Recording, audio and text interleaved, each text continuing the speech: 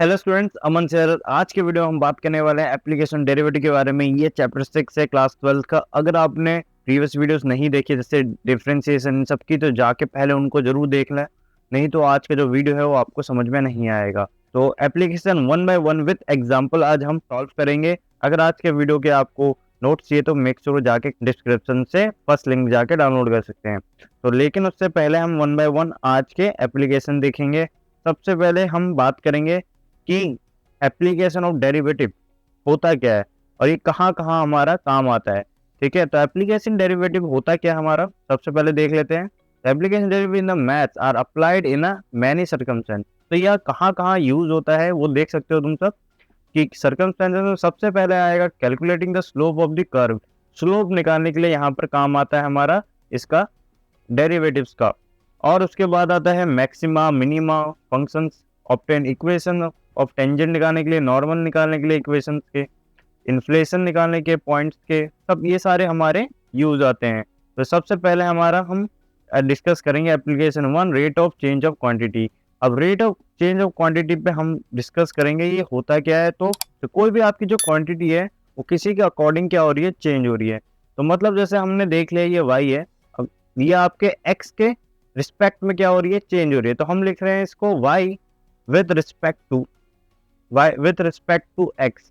तो with respect to x में हम देख सकते हैं यहाँ पर delta y upon delta x लिखा गया है। तो समझ लो कि पहले हमारा y1 था कोई, फिर उसमें कुछ ऐड हुआ और वो वैल्यू क्या हो गई, चेंज हो गई, तो वो y2 बन गया। तो अगर इनका हम डिफरेंस निकाल देंगे, ठीक है, तो हमें मिलेगा डेल्टा। तो इनका अगर हम इनका डिफरेंस निकाल देते हैं तो हमें क्या मिलता है, डेल्टा वाई।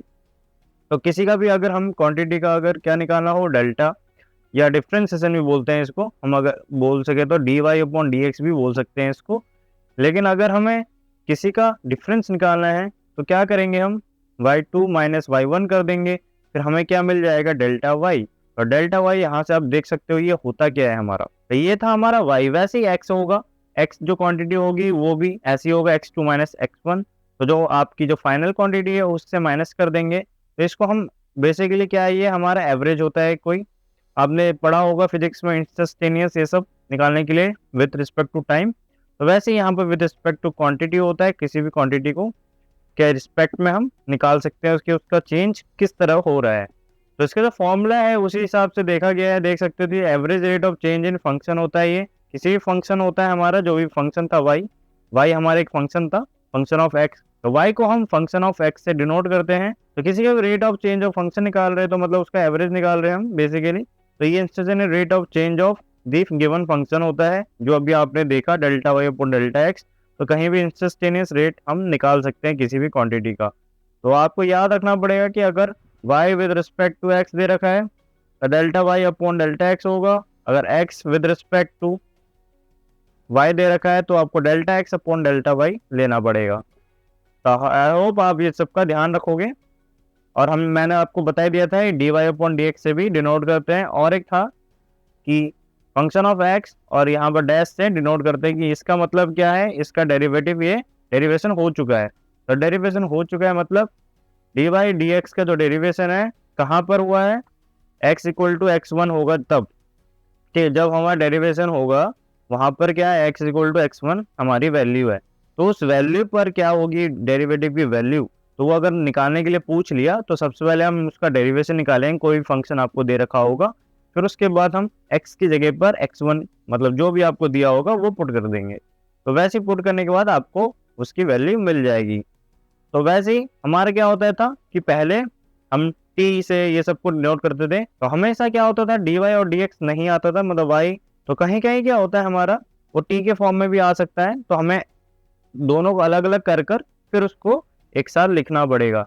जैसे आप देख सकते हो यहाँ पर, जैसे डी वाई है तो डी वाई क्या था, डी वाई को अलग से हमने डेरिवेशन किया विद रिस्पेक्ट टू टाइम, और डी एक्स को हमने अलग से डिफ्रेंशिएट किया विद रिस्पेक्ट टू टाइम। फिर इन दोनों को अगर हमने डिवाइड कर दिया तो हमको क्या मिला, देख सकते हो ये डी टी और डी टी कट जाएगा और D Y upon D X ही बचेगा जो हमें चाहिए था। तो ये हमारा चेन रूल की मदद से हमने किया है।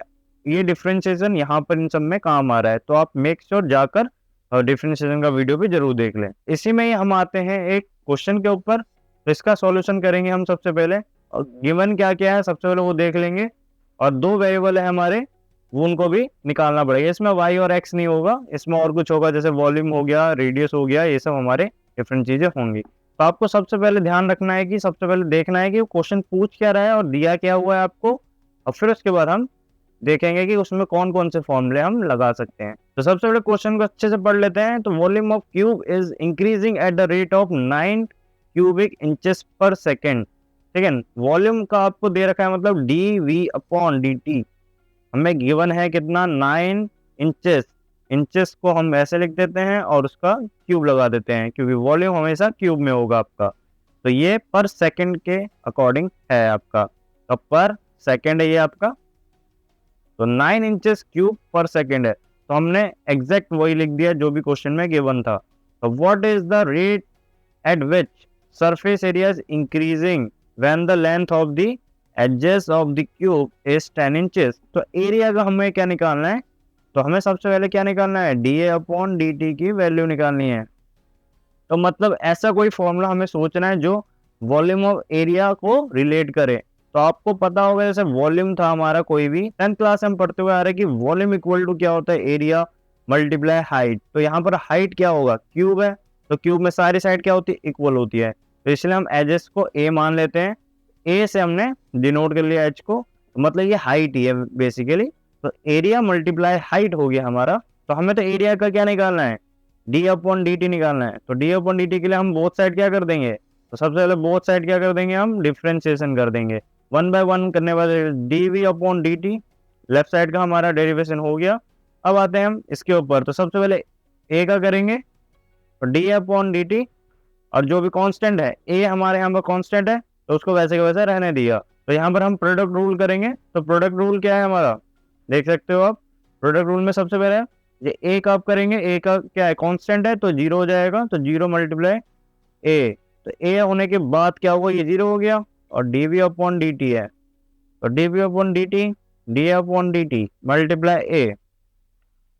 तो ये हो चुका है हमारा। अब D we upon D T की वैल्यू हमें पता है 9 इंचेस क्यूब पर सेकंड, तो पर सेकंड हमें गिवन है। और यहाँ पर क्या था, डी अपॉन डी टी, तो डी अपॉन डी टी की तो हमें वैल्यू चाहिए थी, तो D upon D T upon A को दूसरी साइड भेज दिया, डिवाइड हो जाएगा, क्या आ गया आपका वो 10। आपको गिवन है ए की वैल्यू भी गिवन है आपको 10 इंचेस, तो 10 इंचेस आपको गिवन है, तो 0.9,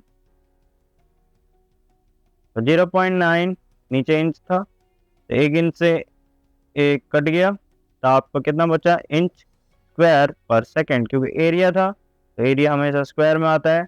देख सकते हो आपकी जो वैल्यू आई है 0.9 इंच स्क्वायर पर सेकंड। तो डी अपॉन डी टी की आपकी वैल्यू आ चुकी है। तो ये था हमारे ये इसके ऊपर क्वेश्चन, ये था rate of change of quantity का क्वेश्चन था। तो उसके ऊपर और भी क्वेश्चन करना, आपकी जो प्रैक्टिस होगी वो अच्छी हो जाएगी, क्योंकि सब में अलग अलग फॉर्मूला और कॉन्सेप्ट यूज होता है। तो अब आते हैं हम दूसरे एप्लीकेशन के ऊपर, अप्रोक्सीमेशन वैल्यू के ऊपर।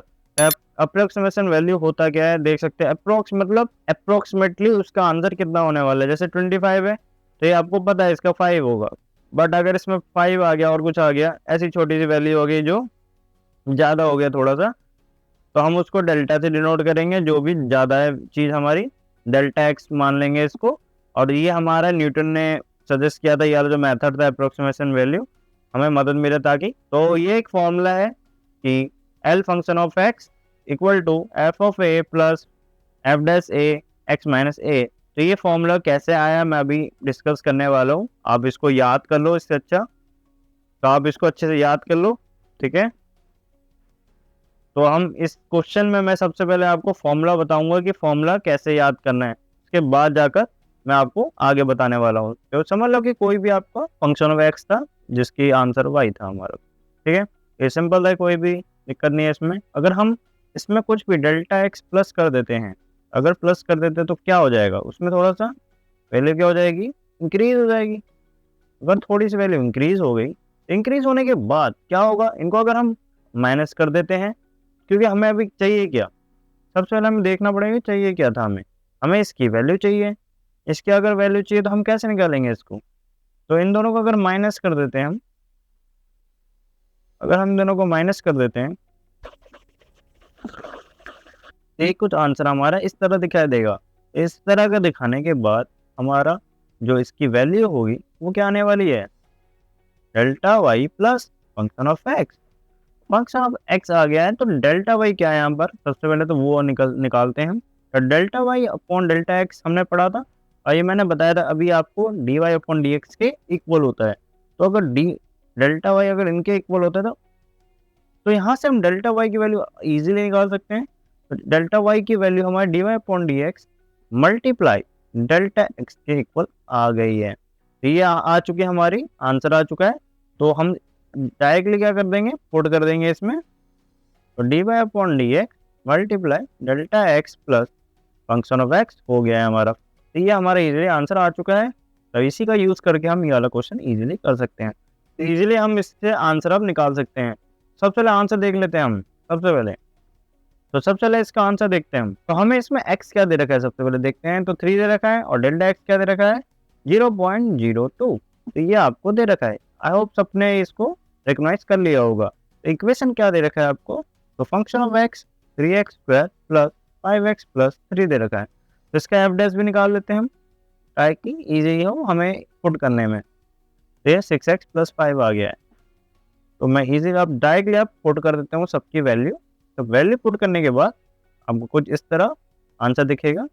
इसमें जो डेल्टा आपका x था वो कितना है, 0.02, उसको भी पुट कर दिया। फंक्शन ऑफ x कितना है, 3 multiply 3x square plus 5 multiply 3 plus 3। तो इसको अगर हम सॉल्व करते हैं, 18 प्लस 5 ये मल्टीप्लाई 0.02, और ये 27 प्लस 15 प्लस 3, यहाँ हमारा 40, ये हो गया 45 प्लस, और ये कुछ हमारा हो जाएगा 0.46। तो 45.46 हमारा आंसर आ चुका है। तो ये हमारा आंसर है 45.46, इसकी अप्रोक्सीमेट वैल्यू। तो इस फंक्शन के अप्रोक्सीमेट वैल्यू आपकी आ चुके हैं। ऐसे ही हम रूट वाले क्वेश्चन में भी करते हैं, जैसे 25.05 दे रखा है या कुछ भी दे रखा है, तो इसको हम x मान लेंगे और इसको क्या मानेंगे, डेल्टा x मानेंगे। तो इसमें डेल्टा x जो होगा हमारा फंक्शन हो जाएगा, function of f x equal to root of x को हम मान लेंगे। ठीक है, हमारा वहाँ पर फंक्शन होने वाला है। तो ऐसे क्वेश्चंस में ऐसे हम, तो इसको फिर डिफरेंशिएशन करके हम इजीली पुट कर सकते हैं फिर उसमें भी। तो वाले क्वेश्चन भी ऐसे आराम से हो जाएंगे आपके। अब आते हैं हम थर्ड एप्लीकेशन के ऊपर। थर्ड एप्लीकेशन में क्या है आपका, थर्ड एप्लीकेशन है equation of tangent. Equation of tangent मतलब कोई भी टेंजेंट होगा किसी भी कर्व के ऊपर, उसका इक्वेशन बताना पड़ेगा हमको। ठीक है, तो कोई भी पॉइंट पर होगा या कहीं पर भी होगा, देख सकते हो next in the line in the application of determine equation tangent normal to curve, the tangent line curve. ठीक है, तो कर्व से जो भी कर्व होगा वहां पर जो भी टेंजेंट होगा, और वहां से जो नॉर्मल होगा उसका क्या है, हमें इक्वेशन बताना है। तो इक्वेशन हम निकालेंगे इजीली। थोड़ा देख लेते हैं ये कहाँ पर होते हैं लाई, टेंजेंट और नॉर्मल। टेंजेंट मतलब जो भी यहाँ पर गया, जो भी कर्व में वहां पर क्या करता है, वो 90 डिग्री बना रहा है। ठीक है, तो देख सकते हैं आप टेंजेंट किस तरह दिखाई देता है, जो भी कर्व होगा उसको टच करते हुए सीधा स्ट्रेट लाइन जा रहा होगा। और नॉर्मल मतलब कोई भी ऐसे बीच में से हमने निकाल दिया, जैसे स्ट्रेट लाइन जो परपेंडिकुलर लाइन होगी टेंजेंट की, तो वो हमारा क्या होता है, नॉर्मल। तो ये आपका नॉर्मल होगा और ये आपका टेंजेंट होगा। जैसे आपने पढ़ा होगा, जैसे इंसिडेंट रे और ये होता है रिफ्लेक्टेड रे, तो उनके बीच का जो नॉर्मल होता है देख सकते हैं वो पूरा स्ट्रेट होता है हमारा, और 90 डिग्री बना रहा होता है प्लेन के साथ। वैसे ही यहाँ पर आप देख सकते हो, यहाँ पर क्या बन रहा है, ये 90 डिग्री बना रहा है वो टेंजेंट के साथ। तो टेंजेंट के साथ वो क्या बनाता है, 90 डिग्री नॉर्मल। तो आई होप सबको दिख गया होगा कहाँ पर क्या होता है वो। तो अब आते हैं हम इक्वेशन ऑफ टेंजेंट के ऊपर। तो इक्वेशन ऑफ टेंजेंट से पहले हम जान लेते हैं ये स्लोप कैसे निकालेंगे। तो कहीं भी किसी भी इक्वेशन दे रखा होगा आपको, सबसे पहले क्या करना है, उसका डेरिवेशन कर दो। डेरिवेशन करने के बाद आपको क्या है, वैल्यू दी होगी x1 y1, उनकी जो वैल्यू है वो पुट कर दो सीधा। तो पुट करने के बाद हमारा जो भी नंबर आएगा कोई भी, तो स्लोप हमारा कोई भी नंबर आता है, आपको पता ही है tan थीटा के इक्वल होता है। तो tan theta equal to m equal to dy dx at x1 y1 के पॉइंट के वहां पर होता है हमारा। तो सबसे पहले हमने वही निकाल दिया, कर्व का टेंजेंट का स्लोप है ये। ठीक है, ये स्लोप निकालने के बाद आपको सीधा पता है क्या करोगे, आपको पता है y2 minus y1 upon x2 minus x1 equal to क्या होता है, m के इक्वल होता है। तो इसको हम y का y रहने देंगे और जो भी आपको 2 पॉइंट अभी गिवन था उसको सीधा सीधा यहाँ पुट कर देंगे। तो m तो निकाल दिया हमने dy dx से, तो यहाँ हमने m कैसे निकाला, dy अपॉन dx से।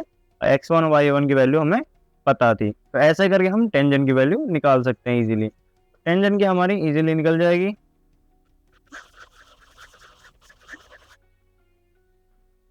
तो हमें ऐसे एक क्वेश्चन दे रखा है, देख सकते हो आप, इसमें हमें क्या निकालना है, सिर्फ स्लोप निकालना है। तो स्लोप के लिए क्या करेंगे, डी बाई डी एक्स निकाल देंगे। डी बाई डी एक्स अगर निकालना है हमें, तो देख सकते हो आप एक्स है तो 3/2 हो गया, ये आपको गिवन है, देख सकते हो, अपॉन डी एक्स। तो क्या करेंगे, इसका आगे कर देंगे और 3/2 माइनस 1 अपॉन, तो ये आपका 3/2 रूट एक्स आपका आंसर आ गया। तो ये हमारा आंसर आ चुका है। अब हमें क्या करना है, एक्स की वैल्यू पुट कर देनी है। तो एक्स की वैल्यू पुट करेंगे, तो 3/2 multiply root 4 3/2 multiply 2 equal to 3। तो ये हमारा 3 के इक्वल आ गया है। तो हमारा 3 के इक्वल आ चुका है स्लोप।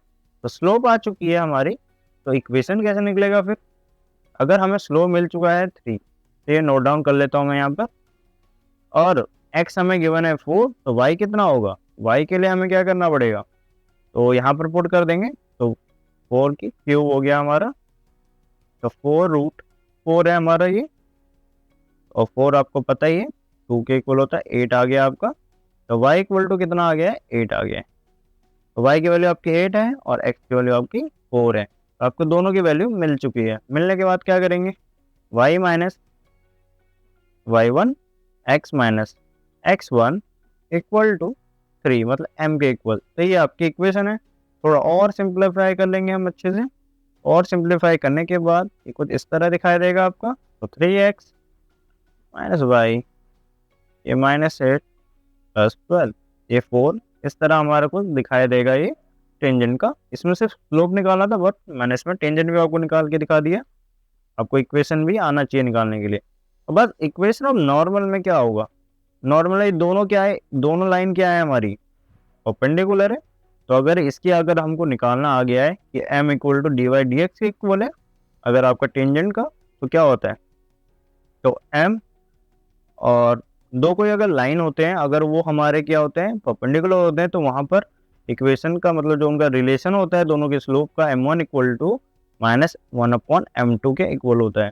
तो अगर हमें m1 हम इसको मान लेते हैं टेंजेंट का, तो m2 क्या हो जाएगा, तो 1 अपॉन m2 के इक्वल हो जाएगा वो। तो ऐसे ही देख सकते हो, माइनस 1 अपॉन टेंजेंट, स्लोप का जो टेंजेंट है उसका, ठीक है, वो डेरिवेटिव वो नीचे आएगा, ठीक है हमारा। तो minus d x upon d y हो गया एट x1 x1 के। तो सेम टू सेम सब कुछ होगा, बस यहाँ पर जो स्लोप होगा वो डिफरेंट है बस, और सब सेम है, कुछ भी अलग नहीं है। तो यहाँ पर हम थीटा के बेस पर dx को अलग और dy को अलग करेंगे। तो dy निकाल लेते हैं सबसे पहले डी थीटा के रिस्पेक्ट में। तो डी थीटा के रिस्पेक्ट में ए 1 चेन रूल के वजह से पहले ये करेंगे, फिर वो 0 ही आएगा, तो कोई फर्क नहीं पड़ता। तो ये हम अंदर का करेंगे फिर, तो माइनस का साइन थीटा, ये D Y upon D theta आ गया, और D x upon D theta आएगा हमारा, देख सकते हो। तो D x upon D theta कितना हो जाएगा आपका, 1 माइनस कॉस ऑफ थीटा। तो 1 माइनस कॉस ऑफ थीटा के इक्वल आ गया ये। तो डी वाई थीटा आ गया, D x upon D theta आ गया। तो हमें क्या चाहिए अभी, नॉर्मल की स्लोप। तो अभी हमें नॉर्मल का स्लोप और मतलब इक्वेशन चाहिए बेसिकली। तो सबसे पहले हम स्लोप निकाल लेते हैं। तो स्लोप क्या होता है हमारा, 1 अपॉन एम माइनस का, ठीक है, ये m क्या है, d Y upon D x है। तो इसका d x upon d y कर लिया, माइनस लिख दिया। फिर उसके बाद देख सकते हो d x upon D theta upon d Y upon D theta, ठीक है, तो कोई दिक्कत नहीं है इसमें। तो सबसे पहले हम इन दोनों की वैल्यू पुट कर देते हैं। तो A 1 minus cos of theta upon A minus sine of theta. A से ए कैंसिल आउट हो गया आपका। तो कैंसिल आउट होने के बाद हमारा कुछ आया 1 minus cos of theta upon minus sine of theta. तो ये कुछ हमारा आ गया है d x upon d y के इक्वल। तो अब हम माइनस का अभी यूज़ नहीं हुआ है, देख सकते हो आप, कहीं पर भी माइनस का भी हमने यूज़ नहीं किया था। तो अब नीचे का तो माइनस होगा, ऊपर आएगा, और ऊपर वाला जो माइनस होगा वो कैंसिल आउट हो जाएगा।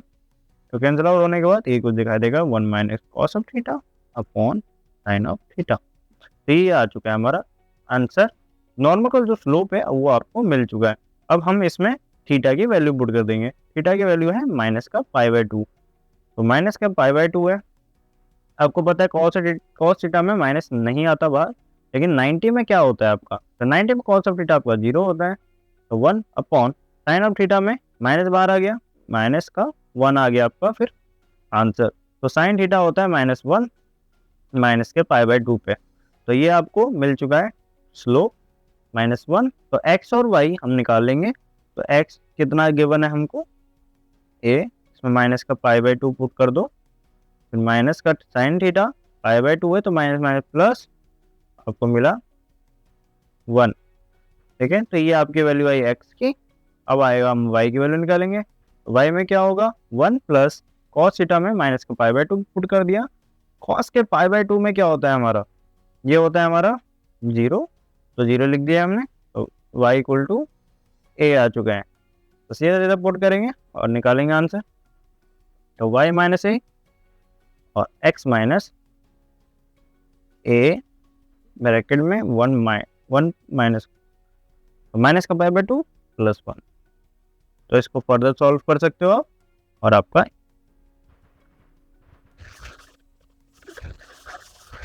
और फिर इसका आंसर आपको मिल जाएगा। तो ये था हमारा इक्वेशन ऑफ नॉर्मल का। अब आते हैं हम अगले एप्लीकेशन के ऊपर। तो अगला एप्लीकेशन क्या है, maxima, minima and point of inflation. Maxima मतलब कहीं पर कर्व क्या होता है, सबसे ज़्यादा मैक्सिमम हो जाता है, और कहीं पर मिनिमम हो जाता है। तो तब कैसे हम निकालेंगे, तो इसके दो तरीके मेथड है। एक तो ऑब्जर्वेशन हम कर सकते हैं सीधा कि कहाँ पर ये मैक्सिमम हो सकता है, या हम डायरेक्टली निकालेंगे विथ फॉर्मूला। तो हम डबल डेरिवेटिव से निकालते हैं बेसिकली इसको। तो ठीक है, तो आप देख सकते हैं एट सी, तो एफ एक्स जो होगा less than equal to F function of C क्या होगा, अब every value of X on the some of open interval से R comma S, then function of X has a relative maximum, this is also known as a local maximum. अगर आपका function of X less than equal to function C के हो जाए, ठीक है, हर value of x के, तो वहां पर जो इंटरवल होगा आर से लेके एस तक, then the function has relative maximum, this is also known as a local maximum value। तो ये local maximum value होगा जब हम ऐसे चेक आउट कर रहे हैं।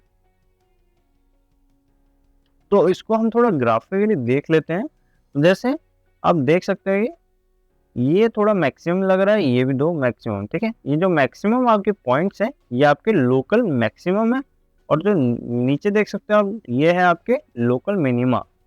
तो इन द सेम मैनर, तो इसी में सेम मैनर में देख सकते हो function of X is greater than equal to function of C, तो एवरी वैल्यू ऑफ एक्स, तो इसमें अगर ग्रेटर देन आ गया आपका फंक्शन ऑफ एक्स, तो तब हमारा क्या आता है एब्सोल्यूट मिनिमम।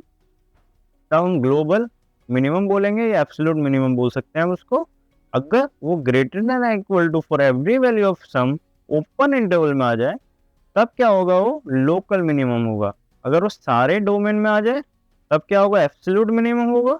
सारे डोमेन में क्या आएगा, वो ऐसे सिचुएशन आने वाली है कि function of X greater than equal to function of C के आ जाए, तो मतलब वो क्या, हर डोमेन में, मतलब सारे एक्स की जो वैल्यू हो सकती है पॉसिबल, सब में क्या आएगा, यही सिचुएशन बनने वाली है। अगर ऐसा आता है तो उसे हम ग्लोबल मिनिमम वैल्यू कहते हैं या एब्सोल्यूट मिनिमम कहते हैं, ठीक है।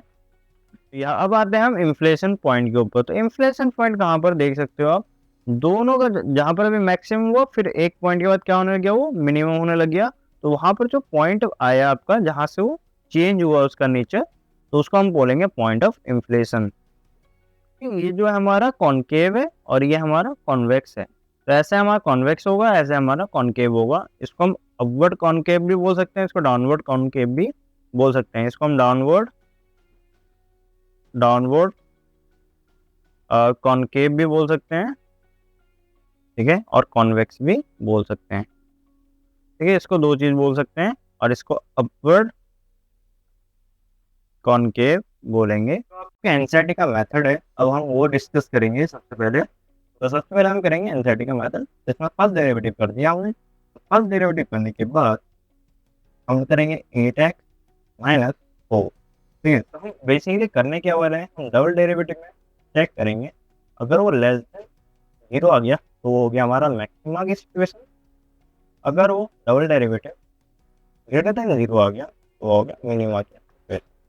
ठीक है, तो ये आपको लर्न करना होगा और आपको पता चल जाएगा इजीली कब मैक्सिमा है और कब मिनिमा है। तो सिंगल डेरिवेटिव करने के बाद सबसे पहले हम क्या करेंगे, इसके इक्वल टू जीरो रखना है क्योंकि हमें पॉइंट निकालना है उस जगह। ठीक है, तो पॉइंट निकालेंगे तो 8x 4x equal to half. ठीक है, तो x इक्वल टू हाफ पर मैक्सिमा आ रहा है या मिनिमा आ रहा है, ठीक है, वो निकालना पड़ेगा हमको। तो वो निकालेंगे तो उसके लिए हम डबल डेरिवेटिव निकाल कर फिर पुट कर देंगे। डबल डेरिवेटिव निकाल चुके हम 8, देखो इसमें तो x बचा ही नहीं तो कोई हमारे पास चॉइस नहीं है। तो 8 क्या है हमारा पॉजिटिव है, पॉजिटिव है तो 8 हमारा क्या होता है ग्रेटर देन जीरो होता है। ग्रेटर देन जीरो आ चुका है हमारा, तो मतलब क्या है ये मिनिमा की सिचुएशन। ये फंक्शन क्या है हमारा मिनिमा है। ठीक है, ये हमने डेरिवेटिव की मदद से प्रूव किया है। अब आते हैं हम विदाउट डेरिवेटिव की मदद से। ठीक है, तो विदाउट डेरिवेटिव में क्या होगा, ठीक है, ये तो हो गया मिनिमा, वैसे ही मैक्सिमा भी आपका एज इट इज होता है। इसमें हम डेरिवेशन का यूज नहीं करेंगे बिल्कुल भी क्योंकि ये विदाउट यूजिंग ऑफ डेरिवेटिव है।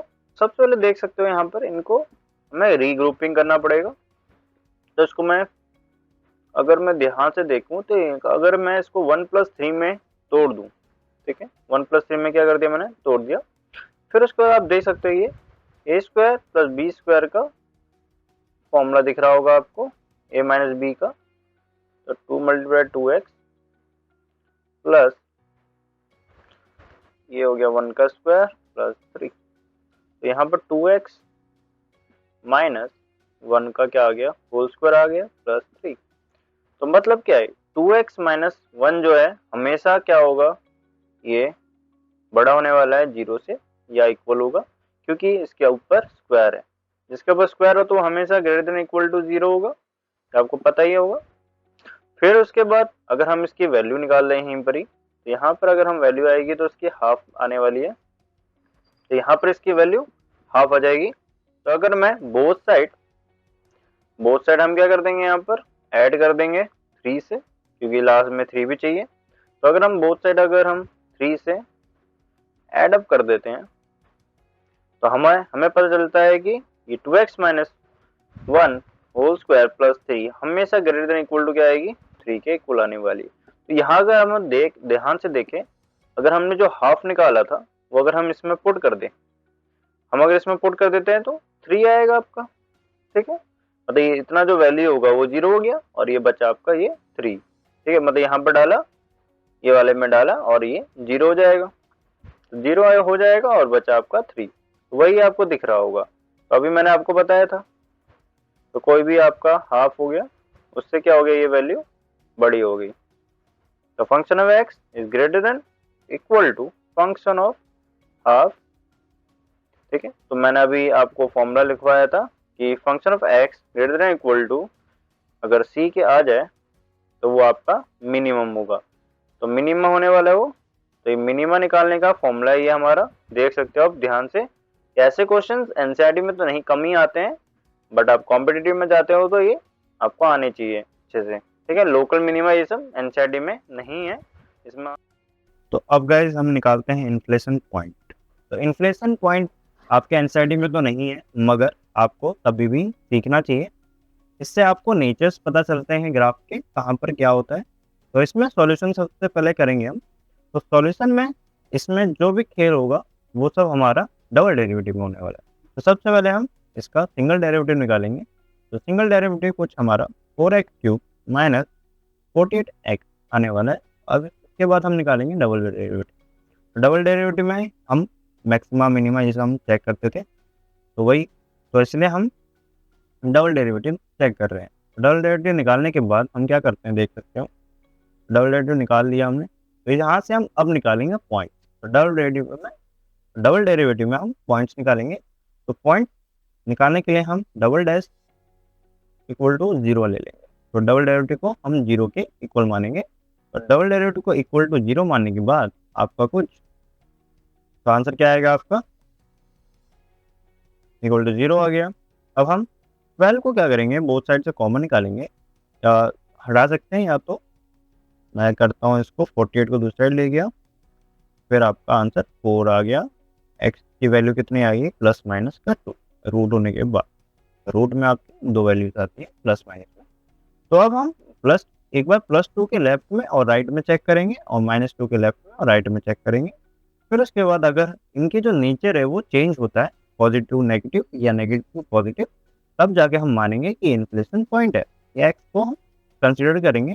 फिर उससे हम वाई की वैल्यू निकालने वाले हैं। मतलब एग्जैक्ट कोऑर्डिनेट निकाल लेंगे कि समझ लो कि यहाँ पर कुछ आपका ऐसा आ रहा था, यहाँ पर अगर आपका टर्निंग पॉइंट था, तो यह टर्निंग पॉइंट आपको निकालने के लिए एक्स और वाई की ज़रूरत पड़ेगी। तो हम एक्स और वाई का एग्जैक्ट कोऑर्डिनेट निकालेंगे यहाँ पर। तो एग्जैक्ट कोऑर्डिनेट निकालने के लिए क्या करते हैं, सबसे पहले यह +2 का लेंगे। तो सबसे पहले हम चेक करेंगे +2 का। तो सबसे पहले हम +2 का चेक कर रहे हैं। तो to check x equal to 2 पर, ठीक है। तो इसमें हम एक बार 1 ले लेता हूँ, एक बार 3 ले लेता हूँ, ठीक है। तो सबसे पहले डबल डेरिवेटिव में 1 पुट कर देंगे। डबल डेरिवेटिव में अगर हमने 1 पुट कर दिया तो ये कुछ हमारा इस तरह आएगा। तो ये हमारा नेगेटिव आने वाला है, ठीक है। हमें सिर्फ नेगेटिव पॉजिटिव मतलब एग्जैक्ट वैल्यू निकालने की कोई ज़रूरत नहीं है आपको। अब हम 3 पुट करके देखते हैं। तो 3 पुट करेंगे तो आपका कुछ ये आएगा। ये आपका देख सकते हैं, ये बड़ी वैल्यू है, तो ये पॉजिटिव आएगी। तो इसका नेचर क्या हुआ, चेंज हुआ, नेगेटिव टू पॉजिटिव हुआ, मतलब ये इन्फ्लेशन पॉइंट है। इन्फ्लेशन पॉइंट है अगर, तो हम इससे वाई की वैल्यू निकालेंगे। तो वाई की वैल्यू निकालने के लिए हम क्या करते हैं कि 2 को ले जाके पुट कर देंगे। तो मैंने 2 को ले जाके डबल डेरिवेटिव में पुट कर दिया। डबल डेरिवेटिव में अगर मैंने पुट कर दिया तो इसका आंसर कुछ, अब इसमें आपको एग्जैक्ट पूरा आंसर निकालना पड़ेगा। तो इसमें आपको कुछ 4 minus 48 8 4 minus 48 equal to, similarly हम क्या करने वाले हैं कि x इक्वल टू -2 पर, ठीक है। x इक्वल टू -2 पर हम चेक करने वाले हैं अब। तो x इक्वल टू -2 के लिए हम क्या ले लेंगे, -2 के लेफ्ट में एग्जैक्ट जो लेफ्ट में आता है वो ले लेते हैं। जैसे 3 आ गया और यहाँ पर आपका 1 आ गया। आप चाहो तो 0 भी पुट कर सकते हो, कोई दिक्कत नहीं, लेकिन मैं थोड़ा सा आसपास में ले रहा हूँ। तो ये मैंने ले लिया -1। एक बार मैं -3 और एक बार -2 चेक करूँ, मतलब एक बार -3 और एक बार -1 चेक करूँगा मैं। तो -1 चेक करते हैं सबसे पहले। तो -1 मैंने अगर पुट किया इसमें डबल डेरिवेटिव में, तो आपका कुछ माइनस का स्क्वायर हो गया, तो कोई भी फर्क नहीं पड़ेगा हमको। तो ये 12 माइनस 48 और नेगेटिव आने वाला है आपका। वैसे डबल डेरिवेटिव में ये माइनस का मैंने 3 पुट कर दिया। तो ये स्क्वायर है, तो स्क्वायर से तो कोई भी फर्क नहीं पड़ने वाला है। तो कोई भी हमारा साइन नहीं आया यहाँ पर। तो हमारे क्या होगा, ये पॉजिटिव होने जाएगा। तो ये पॉजिटिव आ गया है आपका आंसर। तो पॉजिटिव आने के बाद मतलब यह नेगेटिव हुआ फिर पॉजिटिव हुआ, तो मतलब इसका जो नेचर क्या हुआ, चेंज हो गया। ऐसा अगर हमारा चेंज होता है तो मतलब ये इन्फ्लेशन पॉइंट है। तो इन्फ्लेशन पॉइंट निकालेंगे अब हम एग्जैक्ट कोऑर्डिनेट निकालेंगे इसके बाद। जैसा अभी पहले में कि निकाला वैसे हम इसमें भी निकालने वाले हैं। तो हम एग्जैक्ट कोऑर्डिनेट निकालेंगे। तो वाई निकालते हैं। तो डबल डैश का जो आपका -2 था, तो -2 अब हमने पुट कर दिया डायरेक्ट।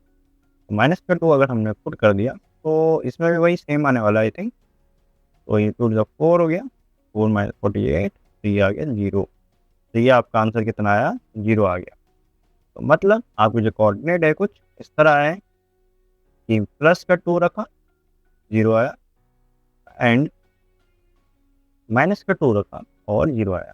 ठीक है, ये 2 आपके कोऑर्डिनेट्स आ चुके हैं। तो ये आई होप आपको ये समझ में आया ये वाला क्वेश्चन। इन्फ्लेशन आपके क्वेश्चन मतलब एनसीईआरटी में नहीं है, मगर तब भी आपको करना चाहिए। तो ये भी टर्निंग पॉइंट्स अगर आते हैं आपके में, तो वो भी आपका क्या होता है, इन्फ्लेशन पॉइंट। तो सेम एग्जैक्टली जैसा अभी निकाला वैसे ही इसको भी निकालने वाले हैं। तो वो आपके लिए होमवर्क। तो स्टूडेंट्स हम ये वाला क्वेश्चन भी आप करेंगे। तो ये क्वेश्चन बहुत ईजी होने वाला है, तो इसलिए सबसे पहले तो क्वेश्चन को समझना जरूरी है। तो प्रूफ क्या करना है वो देख सकते हो आप। Proof that the radius of the right circular cylinder of greatest curve surface area which can be inscribed in a given cone is half of that of the cone। ठीक है, तो ये इसका जो रेफरेंस है, इसका जो रेडियस का रेफरेंस है राइट सर्कुलर सिलेंडर का, और कोन का हमें बता रखा है कि ये जब होगा तब जाके हमारा उस समय क्या होगा, ग्रेटेस्ट होगा कर्व सरफेस एरिया, ठीक है, किसका, सिलेंडर का, ठीक है। तो जब हम मान लेते हैं हम, अब मैं सबसे पहले लेट मानता हूँ, सबसे पहले लेट सिलेंडर को cylinder radius equal to small r and height को मान लेते हैं हम, यहाँ हाइट को हम मानेंगे कैपिटल एच, ठीक है, ये हमने एज्यूम किया है, आप भी एज्यूम करना। तो और एक हम मानते हैं इसमें लेट मानेंगे कोन का, तो कोन रेडियस को हम मान लेंगे कैपिटल आर क्योंकि इसमें बड़ा है, और जो हाइट होगा हम कैपिटल एच से डिनोट करेंगे, ठीक है। तो जब r equal to r by 2 होगा तब हमारा जो कर्व सरफेस एरिया होगा वो मैक्सिमम होगा। तो अब अगर डायग्राम देखें इसको तो आप देख पाएंगे थोड़ा, एक कोन है आपका कोई, तो इसके अंदर है सिलेंडर, तो ये आपका सिलेंडर है, तो ये आपका सिलेंडर है, तो इसमें हमने एक छोटा सा ये आर है और ये कैपिटल आर है रेडियस, ठीक है, ये छोटा सा एच है यहाँ पर, तो ये कैपिटल एच। रेडियस के अलावा और कर्व सरफेस एरिया के अलावा और सारे क्या होंगे, हमारे कांस्टेंट होंगे, इसका जरूर ध्यान रखना। तो सरफेस एरिया ऑफ सिलेंडर कितना होता है हमारा, सिलेंडर होता है 2 पाई आर एच, ठीक है। तो आर तो हमारे यहाँ पर वेरिएबल है, मगर एच क्या कर रहा है काम, यहाँ पर इसकी एच की क्या है वैल्यू निकालनी पड़ेगी जिसमें कैपिटल आर भी आ जाए, ठीक है। यहाँ पर कैपिटल आर भी आ जाए, नहीं तो हम कैसे दिखाएंगे कि small r equal to capital r upon 2 आएगा, ठीक है। मतलब स्मॉल आर तो ठीक है यहाँ पर, लेकिन कैपिटल एच की वैल्यू हमें निकालनी पड़ेगी। तो हमें कोई भी कंस्ट्रक्शन कुछ भी आपका जो प्रीवियस में पढ़ा था 10th में 9th में, उन सब का यूज़ करके हम निकालेंगे। इसमें आपने पढ़ा था एक सिमिलरिटी ऑफ ट्रायंगल, तो यहाँ देख सकते हो 2 ट्रायंगल मैंने यहाँ ड्रॉ किया था, ए ओ सी और ट्रायंगल डी ए सी, ठीक है। ये 2 ट्रायंगल ले लिया मैंने, जिसमें आप देख सकते हो कि जो इनका बेस है उनको मैं सिमिलर लूंगा, O C upon E C equal to A O upon D E, ठीक है। तो इनकी हम वैल्यू पुट कर देते हैं, तो उसी की वैल्यू कैपिटल आर है और ई सी की value capital r minus small r है, और ए ओ की वैल्यू आपकी capital h upon small h, ठीक है। तो यहाँ से हम स्मॉल एच की वैल्यू ईजिली निकाल सकते हैं। स्मॉल एच की वैल्यू क्या आएगी आपकी, capital h r minus r upon capital r, ये आपकी वैल्यू निकल के आई है स्मॉल एच की। हम एज इट इज इसको ले जाके पुट कर देंगे, तो इसमें तो कैपिटल एच होगा, इसको हम कांस्टेंट मानेंगे, तो कैपिटल एच जो होगा हम इसमें कांस्टेंट मानेंगे। अब इसका इस्तेमाल करके हम निकालने वाले हैं, तो इसको जरूर याद रखना। तो इसको हम रीराइट कर लेते हैं। तो अब हम इसकी जो वैल्यू है वो पुट कर देंगे 2 pi small R multiply H में capital R R minus small R upon capital R. तो इसमें जो कैपिटल आर होगा उसको हम बाहर निकाल देते हैं क्योंकि वो कांस्टेंट है, और स्मॉल आर है उसको ले जाके अंदर जाके मल्टीप्लाई कर देंगे। तो अंदर हम मल्टीप्लाई कर देते हैं, तो इसका हमारा कुछ r capital r minus r और ये आर स्क्वायर है आपका। तो अब हम इसका डेरिवेटिव करेंगे, डिफरेंशिएशन करेंगे इसका with respect to small r. तो 2 पाई एच ये तो कांस्टेंट, इनका तो कुछ नहीं होगा, बस अंदर अंदर क्या होगा आपका आर माइनस 2r होने वाला है, ठीक है। तो ये r माइनस 2r हो गया। तो यहाँ से हम d s upon d r equal to 0 रखेंगे ताकि हम मैक्सिमम मिनिमा के पॉइंट निकाल पाएँ। तो पॉइंट्स निकालेंगे यहाँ से, तो पॉइंट निकाल के तो 0 इक्वल टू, तो r माइनस 2r है आपका, तो r इक्वल टू, तो ये आपको ये आंसर आ गया है, small r equal to capital R upon 2। ये तो हमने निकाल दिया जो हमें बोला था, ठीक है। अब इसी पर हम क्या करेंगे, चेक करेंगे कि मैक्सिमा आ रहा है या मिनिमा आ रहा है। अगर मैक्सिमा आता है तो हमारा आंसर प्रूव हो गया, अगर नहीं आता है तो हमारा आंसर गलत है। तो अब निकालते हैं हम डबल डेरिवेटिव, डबल डेरिवेटिव निकालेंगे स्क्वायर तो फिर से विद रिस्पेक्ट टू आर के हम क्या करने वाले हैं, डेरिवेटिव करेंगे। तो ये और सबका तो वैसे का वैसे रहने वाला है, अंदर इसका 0 हो गया और माइनस 2 हो गया। तो इसका आंसर हम देख सकते हैं 2 पाई एच आर, ये नेगेटिव आ रहा है, ठीक है। कैपिटल आर की वैल्यू अगर हम चाहे तो पुट कर सकते हैं, ठीक है, लेकिन हमें पता है कि अगर डबल डेरिवेटिव आपका किसी का लेस देन 0 आ गया, ठीक है, डबल डेरिवेटिव क्या हो गया, 0 आ गया, तो हमारा क्या होता है, वो मैक्सिमा की सिचुएशन होती है। तो मतलब जो भी small r equal to capital R by 2 पर क्या आ रही है, आपकी मैक्सिमा आ रही है। मैक्सिमा आ चुका है तो हमारा जो आंसर है वो प्रूव हो चुका है, तो लिख सकते हैं साइन टू। इसको आप थोड़ा सा और डिटेल में भी लिख सकते हैं, जहाँ पे हम स्टेप्स करें उसको और अच्छे से एक्सप्लेन कर कर आप बता सकते हैं। अब नेक्स्ट एप्लीकेशन के ऊपर अब आते हैं हम इंक्रीजिंग एंड डिक्रीजिंग फंक्शन के ऊपर। इंक्रीजिंग डिक्रीजिंग का मतलब, इंक्रीजिंग मतलब कोई फंक्शन की वैल्यू क्या है, बढ़ते हुए जा रही है। अगर हम वैल्यूज बढ़ा रहे हैं तो बढ़ते हुए जा रही है, अगर हम वैल्यू बढ़ा रहे हैं बट उनका आंसर क्या हो रहा है, कम होते जा रहा है, तो वो डिक्रीजिंग फंक्शन है। ठीक है, तो इसके दो आपकी डेफिनेशन हो जाएंगे। जैसे पहला हो गया आपका इंक्रीजिंग फंक्शन कब होगा, तब बोलेंगे हम इंक्रीजिंग फंक्शन जब x is less than x1 is less than x2, और हम अगर उसका हम निकालते हैं फंक्शन वैल्यू, तो y भी जो आएगा y1 और y2 आएगा जो आपका, वो भी लेस देन इक्वल टू आने वाला है। अगर ऐसा कुछ सिचुएशन बनता है तब हम क्या बोलेंगे, वो इंक्रीजिंग फंक्शन है। ये तो हो गया फर्स्ट कंडीशन, ये ऐसे कर सकते हैं आप। अगर हम इसका डिफरेंशिएशन करेंगे, डिफरेंशिएशन में आपका जो वैल्यू आएगा वो ग्रेटर देन इक्वल टू 0 आने वाला है। अगर ग्रेटर देन इक्वल टू 0 आएगा मतलब वो हमारा इंक्रीजिंग फंक्शन होगा। स्ट्रिक्टली इंक्रीजिंग कब होगा, स्ट्रिक्टली इंक्रीजिंग में क्या है, बस यहाँ पर आप देख सकते हो कि इक्वल का साइन हट चुका है, यहाँ पर इक्वल का साइन है वो हट चुका है, और सब बाकी सब सेम रहेगा। वहाँ पर हमारा इक्वल नहीं आएगा 0 पे, तब क्या होगा, हमारा वो बढ़ते हुए जाएगा। तो मेक श्योर आप ध्यान रखना, अगर वो इक्वल टू 0 कभी भी नहीं आता मतलब स्ट्रिक्टली इंक्रीजिंग है। तो नेक्स्ट आते हैं आप डिक्रीजिंग फंक्शन के ऊपर। डिक्रीजिंग फंक्शन क्या है हमारा, डिक्रीजिंग में क्या है, उल्टा होगा दोनों में, ठीक है। तो x1 क्या है हमारा, समझ लो कोई छोटी वैल्यू थी 1 लेस देन 2 है, 1 लेस देन 2 है। अगर हम function of 1 less than equal to function of 2 की आ जाती है, मतलब क्या हुआ, ये डिक्रीजिंग फंक्शन है। इसका मतलब क्या हुआ, वैल्यू तो हमने बढ़ा रखा मगर क्या हुआ, आंसर क्या हो, कम होते हुए गया। तो कम होते हुए गया तो मतलब क्या है, वो डिक्रीजिंग फंक्शन है। तो अगर हम इसका डिफरेंशिएशन करें, डिफरेंशिएशन में क्या होगा, जो वैल्यू आएगी वो लेस देन इक्वल टू 0 आने वाली है, मतलब नेगेटिव आएगी या तो 0 आएगी। ठीक है, अब स्ट्रिक्टली इंक्रीजिंग क्या और डिक्रीजिंग क्या होता है, बस उसमें क्या होगा, इक्वल का साइन हट जाएगा। ठीक है, उसमें इक्वल का साइन था, इसमें इक्वल का साइन नहीं। तो अब आते हैं हम कांस्टेंट फंक्शन के ऊपर। तो कांस्टेंट फंक्शन क्या होता है हमारा, जब हमारी वैल्यू 0 के इक्वल आ गई, ना पॉजिटिव ना नेगेटिव, तो हम उसको बोलेंगे कांस्टेंट।